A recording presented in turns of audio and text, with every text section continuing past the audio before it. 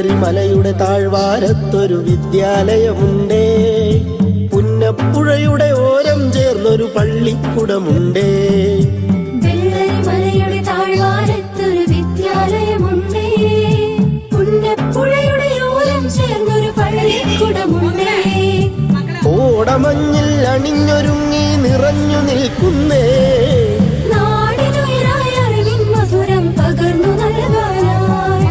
നാടിനുയിരായി അറിവിൻ മധുരം പകർന്നു നൽകാനായി.